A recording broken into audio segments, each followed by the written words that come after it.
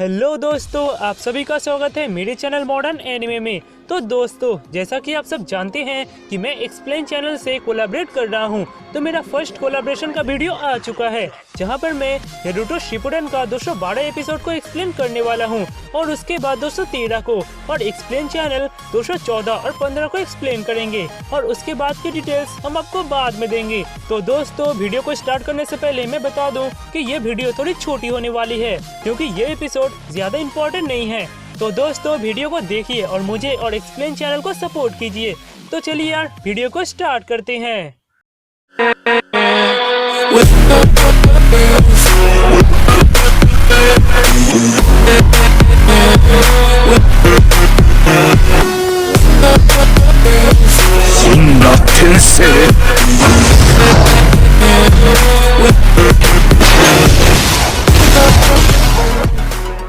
Episode के start में साकुरा और बाकी सब सास्के को मारने के लिए जा रहे होते हैं। तभी ली कहता है, साकुरा, क्या ये ठीक नहीं होता कि तुम नारुतो को सच बता देती? यह सुनकर साकुरा कहती है, नहीं, मैं ये नहीं कर सकती। तभी कीबा सास्के की स्मेल से उसे ढूंढ लेता है और कहता है, मैंने सास्के को ढूंढ लिया, पर उसके साथ वो टोबी भी है।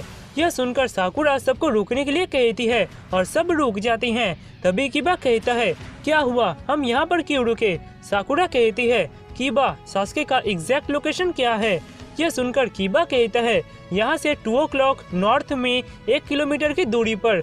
यह सुनकर साकुरा अपने मन में सोचती है, मुझे इसके लिए माफ कर देना तुम सब, और वो उन सब की तरफ एक बम फेंकने जाती है, पर साई साकुरा का हाथ पकड़ लेता है और कहता है, जैसा कि मैंने सोचा था, तो तुम इससे हमें सुलाना चाहती थी। यह सुनकर सब कुछ समझ नहीं पाते।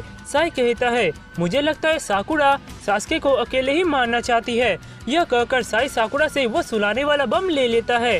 तभी कीबा कहता है, तुम क्यों उसे अकेले मारना चाहती हो साकुरा? तभी ली कहता है, हाँ, हमने तो वादा किया था कि हम सास्के को एक साथ मिलकर खत्म करेंगे। यह सुनकर साकुरा कुछ भी नहीं कहती है। तभी साई कहता है, नहीं, तुम लोग ये नहीं कर सकते, मैं ये काम तुम लोगों को नहीं करने दूंगा। यह सुनकर सब चौंक जाते हैं। साकुरा कहती है, पर क्यों? तभी कीबा कहता है, क्या मुसीबत है? मुझे तुम पर पहले से ही शक हो रहा था। तभी साई उनके सामने जाकर खड़ा हो जाता है और कहता है, तुम लोग मिलकर भी सास्के या उस टोबी को नहीं हरा पाओगे, इसलिए मैंने ककाश सेंसे से वादा किया है कि मैं तुम लोगों को वहाँ नहीं जाने दूंगा। वे यहाँ पर कभी भी आते होंगे। साई के इस बात को सुनकर सब बहुत गुस्सा हो रहे होते हैं। तभी साकुरा अपने ग्लव्स को ठीक करते हुए कहती है, साई, मैं सिर्फ एक बार बोलूंगी, मेरे रास्ते से हट जाओ। इधर साई का इंक क्लोन ककाई सेंसे को साकुरा और बाकी सब के पास ले जा रहा होता है और तभी वो कहता है, हमें वहाँ जल्दी जाना चाहिए, वहाँ पर उन लोगों को संभालना मुश्किल हो रहा है। यह सुनकर ककाई सेंसे अपने स्पीड को बढ़ा लेते हैं। इधर साई साकुरा के बातों को सुनकर कहता है, सॉरी साकुरा, पर तुम यहाँ से आगे नहीं जा सकती। यह कहकर साई निंजा आर्ट चोजियो जिगा यूज करता है और इंक के बहुत सारे सांप बन जाते हैं।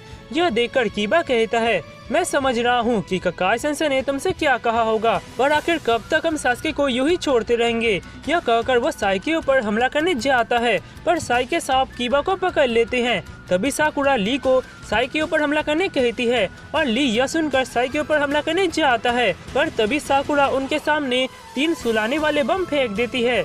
यह देखकर साई चौंक जाता है और उस बम के गैस से सब गहरी नींद में सो जाते हैं। साकुरा इसके लिए सबसे माफी मांगती है और सास्के को अकेले मारने जाने लगती है। इधर साई का इंक क्लोन कहता है, उसने हम लोगों को सुला दिया है, आप जल्दी जाइए, और वो फिर से इंक में बदल जाता है। यह सुनकर ककाई सेंसे कहते हैं,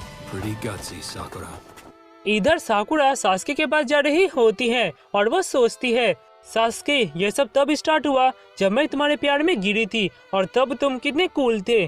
जब हम एक ही टीम में चुने गए थे तब मैं कितना खुश हुई थी। And then, even better than I could have hoped, you became my teammate. उसके बाद वो सास्के के साथ बिताए हुए उन सब पलों को याद करने लगती है कि किस तरह वे एक साथ ककाई सेंसे के उस ट्रेनिंग को पूरा किए, कि किस तरह वे एक साथ सभी मिशन को पूरा किए। साकुरा सोचती है, सब कुछ कितना ठीक चल रहा था जब तक कि वो हादसा नहीं हुआ। उसके बाद वो चुनिन एग्जाम के वो दिन को याद करती है जब ओरोचिमारू ने सास्के को खर्च मार्क दिया था और किस तरह उस खर्च मार्क ने सास्के को पूरी तरह से बदल दिया और साकुरा से कितना दूर लेकर चला गया। उसके बाद वो उस पल को याद करती है जब नारुतो और बाकी सब सास्के को विलेज वापस लाने जा रहे थे और किस तरह साकुरा ने नारुतो को सास्के को इस विलेज में वापस लाने के लिए विनती की थी और नारुतो ने बिना सोचे समझे सास्के को वापस लाने का वादा कर दिया। ये सब सोचकर साकुरा कहती है, उस समय मैंने बिना सोचे समझे पूरा भार नारुतो को दे दिया और मैं सिर्फ रोती रही, इसलिए अब मैं नहीं चूकूंगी। उसके बाद वो उस पल को याद करती है जब नारुतो सास्के को वापस लाने में असफल होता है और साकुरा नारुतो को सास्के को विलेज वापस लाने में मदद करने के लिए सुनादे से मेडिकल निंजुत्सु सीखती है।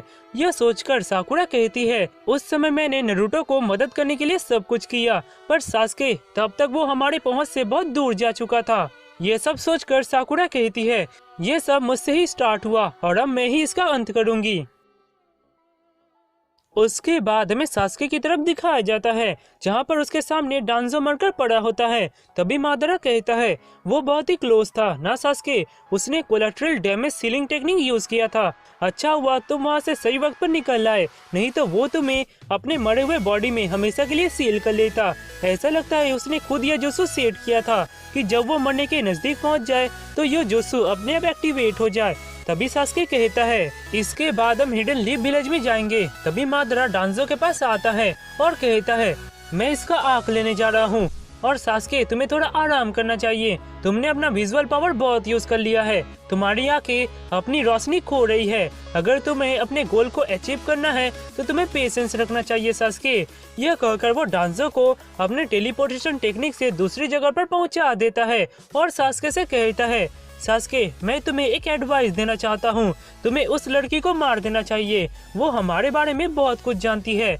यह सुनकर सास्के कहता है, मैं कब से तुम्हारा साथी बन गया। मादरा यह सुनकर हंसता है और वो वहाँ से चले जाता है।